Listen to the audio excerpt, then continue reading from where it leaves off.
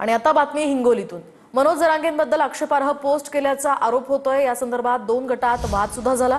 हिंगोलीच्या वसमत तालुक्यातल्या भेंडे गावातली ही घटना आहे। या प्रकरणी कुरुंदा पोलीस ठाण्यात 3 जणांवर गुन्हा दाखल करण्यात आला। जरांगेंबद्दल आक्षेपार्ह व्हिडिओ करून सोशल मीडियावर व्हायरल करण्यात आला। याबद्दल जाब विचारण्यासाठी जरांगे समर्थक भेंडे गावात गेले होते। जाब विचारण्यावरून 2 गटामध्ये बाचाबाची झाली। हिंगोलीच्या वसमतमधील भेंडे गावातली घटना आहे। बाचाबाची झाल्यामुळे भेंडे गावामध्ये काही काळ तणाव निर्माण झाला होता। कुरुंदा पोलिसांनी गावात शांतता प्रस्थापित केली। यानंतर जरांगे समर्थक पोलीस ठाण्यामध्ये जमले। आक्षेपार्ह व्हिडिओ व्हायरल केल्याप्रकरणी गुन्हा दाखल करा, जरांगे समर्थकांनी ही मागणी केली। हिंगोलीचे पोलीस अधीक्षक श्रीकृष्ण कोकाटे यांनी तत्काळ पोलीस ठाण्यामध्ये धाव घेतली। या प्रकरणी कुरुंदा पोलीस ठाण्यात 3 विरोधात गुन्हा दाखल झालाय। अनुभवी लोक बोलतायत, त्यांचं वय पण आहे, त्यांनी काम पण केलंय, हे पण खरं आहे। ते सांगतायत हे पण चूक आहे का बरोबर आहे हेही शोधू नंतर हरकत नाही। त्यांच्या बोलण्याला सन्मान पण दिला पाहिजे आपण, हे पण खरं आहे। पण केव्हा तुम्ही एकदा बोलले, दोनदा बोलले, ज्ञानी माणूस काय करतो, अभ्यासू माणूस काय बोलतो, एकदा दोनदा मीडियाच्या माध्यमातून बोलतो किंवा सोशल मीडियातून बोलतो, नाही ऐकलं थांबतो। कारण तो सज्जन असतो, अभ्यास असतो, ज्ञानी असतो, बुद्धिजीवी असतो, समाजातला वर्ग त्याला म्हणलं जातं। पण 20-22 दिवस रोज रोज रोज रोज तेच तेच तेच तेच सातत्यानं म्हणणं म्हणजे ह्यो राजकीय डाव शिजतोय, खूप मोठं षडयंत्र शिस्त आहे। रोज रोज समाजाचं काम करणारा, मोर्चे काढणारा, अभ्यास करणारा, ज्ञानी बुद्धिजीवी माणूस रोज रोज नाही बोंबलू शकत। तो येऊन सांगन कारण का म्हणतोय मी, हे तुम्हाला आव्हान केलं ना राव मी, तुम्ही या म्हणून, तुम्ही येत नाहीत आणि नंतर बोलता।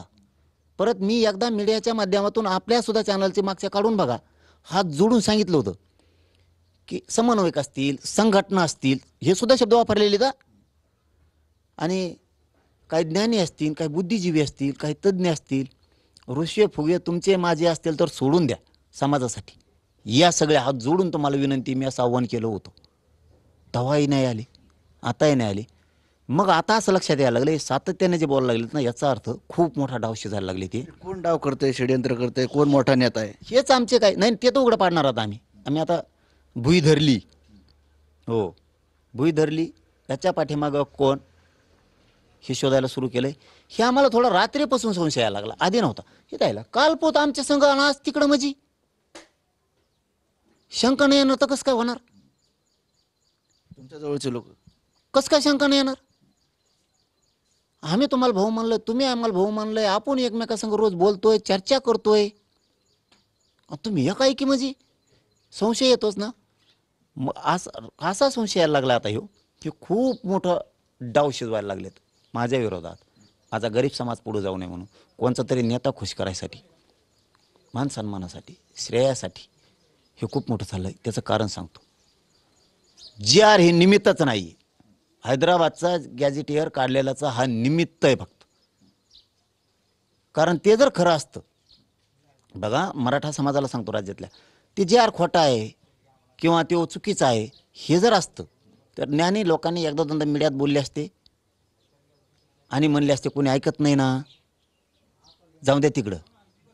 पण आम्ही त्यांना मार्ग खुला करून दिला, अभ्यासकाला, तज्ज्ञाला। कोणचा GR जर चुकीचा असला, काही त्यात बदल करायचा असला तर सुधारित GR काढू, असं म्हणल्याच्या नंतर रोज तुम्ही तेच तेच तेच तेच म्हणताय, तरी पण याचा अर्थ तुम्हाला GRची नाही देणं घेणं।